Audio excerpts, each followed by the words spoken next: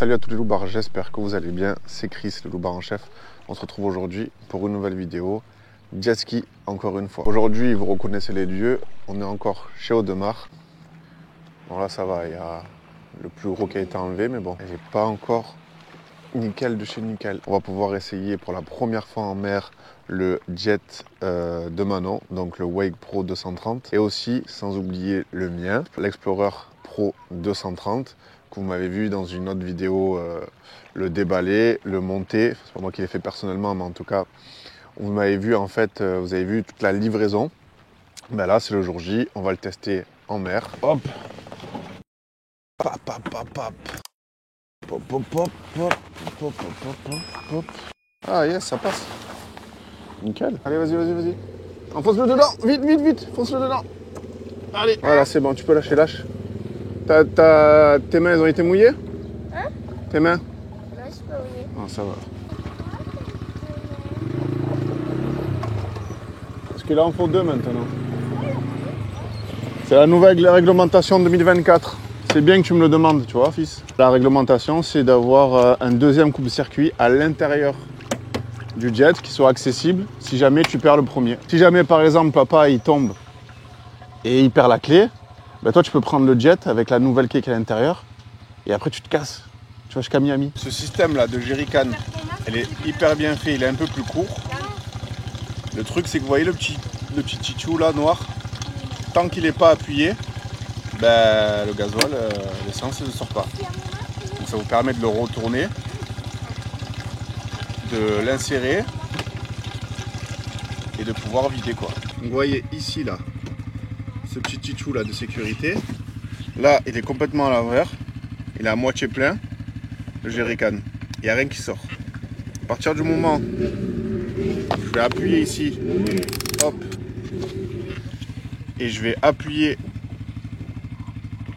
hop, ça va couler. Si jamais je bouge, si jamais je le sors, la sécurité elle se remet, elle se renclenche. Et du coup, ça coupe le flux. Les pleins sont faits, on est équipé, on va mettre à l'eau. Allez, c'est parti, c'est parti. Il n'y a pas de musique. Problème de faisceau. J'en profite pour vous passer un petit message concernant le rodage. Donc moi, ma machine, elle est en rodage. Ben, elle est neuve, elle avait 0 heure. Le rodage, comment ça se passe en tout cas chez Sidou? C'est simple, c'est un rodage qui est électronique. C'est-à-dire que pendant plus ou moins les 5 premières heures, va pas falloir aller à fond, mettre plein gaz, monter trop dans les tours et surtout mettre le mode sport. Enfin, d'après ce qu'on m'a dit, il est même pas disponible, logiquement. Vous avez compris, la première journée, on y va mollo pour pas abîmer votre machine. Et une fois que vous avez passé les 5 heures, c'est vraiment électronique. Ça se désactive et puis ensuite vous pouvez aller... Vous allez avoir la pleine puissance de votre machine, tout simplement. Donc 5 heures, c'est pas énorme. C'est pas comme sur certaines motos où c'est plus long. Donc voilà, faites pas les cons avec. Si vous avez l'occasion d'acheter une machine neuve, dans tous les cas, en général, on fait attention. Donc moi, pour ma part, aujourd'hui, ça va être tranquille. Surtout qu'on est en famille. Et le pire dans tout ça, enfin le pire, si je puis dire, c'est que en ayant branché les poignées chauffantes avec un double faisceau, je sais pas, on a fait on a mis ça en erreur. Du coup les deux accessoires, les poignées chauffantes et les enceintes sont en erreur, du coup ça fonctionne pas. En tous les cas, ça va pas nous empêcher de nous amuser. Pas vrai, Matt? J'ai pas entendu. Ouais. J'ai pas entendu. Ouais. On va passer quand même une bonne journée et on verra ça à l'atelier. Allez, let's go.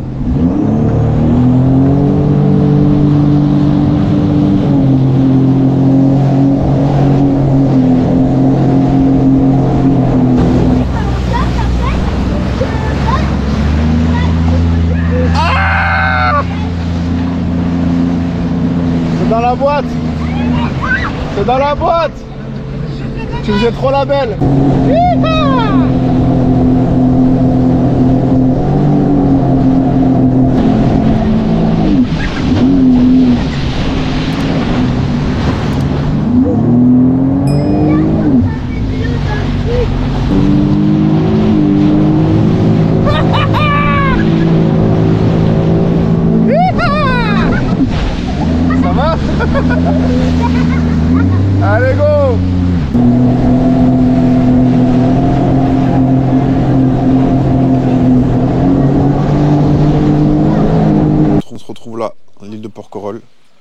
qui connaissent, on est exceptionnellement stationné ici au port. Donc, vous voyez la triplette. On a pris le temps de manger au resto. On a pris le temps de manger un bon dessert. Ce que j'ai pas pris comme temps, c'est d'appliquer le Rénix sur la visière. Donc logiquement, on n'est pas censé le faire en plein soleil. D'ailleurs, on va lire les consignes. Mais ça va être important. Ça va être un truc que je vais faire quasiment à toutes les sorties. Si je veux continuer à utiliser la visière. Sinon, ça va me faire chier et ça va me gonfler. Je vais faire comme l'autre. Je vais enlever la visière et je vais mettre un capot classique, comme on peut retrouver là. Le Rénix, à quoi ça sert? Améliore la visibilité en dispersant la pluie, la neige et le givre. La neige et le givre, je pense que ça ira. Mais la pluie, donc l'eau, je pense que ça va être pas mal. Vous voyez en fait l'effet que ça fait? Non traité, traité. En fait, c'est un côté déperlant, ce qui permet en fait avec le vent de chasser l'eau qui arrivera sur la visière. Nettoyer et sécher la surface à traiter. Appliquer sur un chiffon ou pulvériser directement sur la vitre extérieure en faisant des gestes circulaires. Laisser sécher. Enlever le surplus, laisse d'un chiffon sec ou mouillé. J'ai pris ce style-là de support que j'avais déjà sur la moto. Et après, j'en avais acheté un autre qui est un peu plus costaud, qui est réglable, qui est plus solide, avec une perche télescopique. Ça, c'est pas mal pour le 360. Donc, c'est un fail, les amis. On a celui-ci qui se fixe directement avec des vis à laine, donc 4, qui vient se mettre là. Vous voyez bien qu'avec le câblage plus le câble des poignées chauffantes, ça fait un peu short. Donc celui-là, c'est pas un souci. Je le mettrai sur un guidon de moto ou je trouverai une autre solution. Hop, il pourrait la monter. Ça, c'est vraiment pas mal pour filmer en 360. Le gros avantage, c'est que c'est fiable, surtout à une main. Vous pouvez dévisser, modifier par exemple votre caméra là, tourner droite, gauche. Ici aussi, vous voyez, vous avez ce petit support là, ce petit support qui vient de faire la liaison. Avec votre guidon qui est là, vous pouvez en fait, hop, tourner, basculer, droite, gauche, orienter en fait votre support plus votre GoPro. Donc ça vous donne vraiment pas mal de possibilités. Enfin, c'est installé. Donc j'ai un peu galéré parce que celui avec la clé Allen, il passait pas. J'avais pas les anneaux adaptables. Donc ça bougeait toujours un peu. Vu qu'en plus de ça, ici, on a le guidon qui revient. Donc ça fait un incurvé. Du coup, j'ai opté pour celui-ci. Donc, astuce, vérifiez bien que dans tous les sens, que vous braquez à droite, à gauche, que vous montez ou vous descendez le guidon, pendant toute la course du guidon, qu'il n'y ait rien qui gêne ici ou devant. Faites pas le sgeg comme moi, qui est pété le réservoir, qui est fait un POC sur le réservoir de la Harley avec le support quad-lock. Je ne sais pas si vous vous souvenez. Pas besoin d'outils. Donc vous arrivez à une main, hop, vous déverrouillez. Vous pouvez orienter comme vous voulez. Voilà, tourner. Vous tournez que la GoPro par exemple. Changez l'orientation.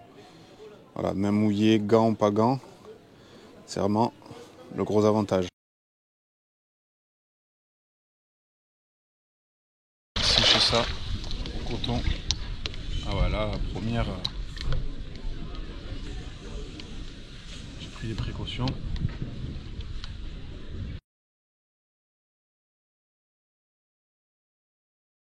Tu te mouches avec l'eau de mer. Non. Ouais. Comme ça au moins, ça va te nettoyer tout le nez. Si. Tu sais le Stérimar là. Mais après du coup j'aurais plein d'eau. Tu sais le pchit pour le nez qu'on a à la maison. Eh ben en fait, à l'intérieur il y a de l'eau de mer. Je vais juste sauter. Allez, vas-y. Il n'y a même pas 20 cm d'eau là. Allez, vas-y, saute. 1, 2. Vous allez me dire comment on va faire quand on veut s'amarrer. C'est très simple. On prend le pare-battage, on vient le fixer dans les supports qui sont là. Il y a le petit taquet. C'est comme ça que tu as fait tout à l'heure. Ouais. Hop. On le serre. Et voilà, ça bouge plus.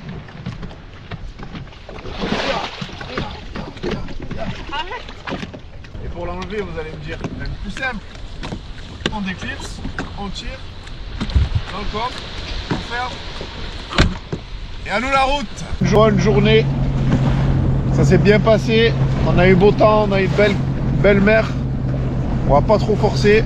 On va ramener la bête à l'atelier pour essayer de jeter un œil avant la fermeture. Et on se retrouve à la base pour le rinçage et le nettoyage.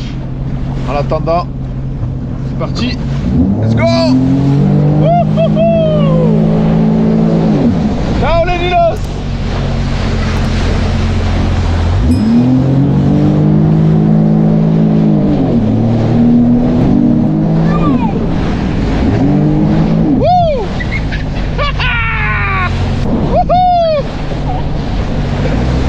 Accroche-toi bien, hein.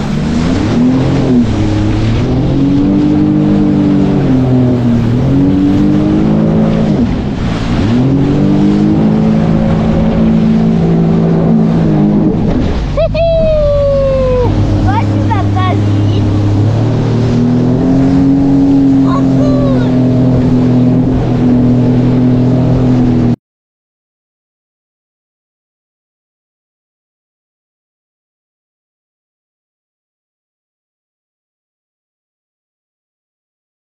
Première impression sur le nouveau Explorer 230. Bon, on reconnaît le moteur. On l'a sur le GTX, donc on sait ce que ça donne. Pas à pleine puissance encore, forcément, il est en rodage. Mais en tout cas, voilà, vraiment content de retourner sur un Explorer en tout cas. Je vais vraiment reconsidérer la visière parce que c'est vrai qu'elle est très utile, mine de rien. Un truc tout bête, j'ai le petit en fait qui était derrière, qui commençait un peu à avoir froid parce qu'il était mouillé, la combi trempée, enfin, il a plongé dans l'eau et tout. Ben, à un moment donné, bon, c'est pas très conseillé, mais je l'ai passé devant. Et c'est vrai qu'en fait, devant, on sent rien du tout, en fait. Sincèrement, on est protégé du vent, on est protégé des éclaboussures, tout ça. Donc, sincèrement, c'est vraiment un confort de fou. Dans tous les cas, je vous referai d'autres vidéos une fois le rodage fini. Et aussi, on en profitera pour essayer le Wake Pro de Manon pour voir un peu ce que ça dit, pour voir le mode Wake, pour voir ce que ça donne. J'espère que cette vidéo vous aura plu. N'hésitez pas à la partager, à commenter et à liker la vidéo. Vous abonner aussi, ça vous coûte rien et puis ça fait plaisir, ça donne envie de continuer. Je vous dis à la prochaine pour de nouvelles aventures. Restez connectés, c'était le Loubar. Ciao.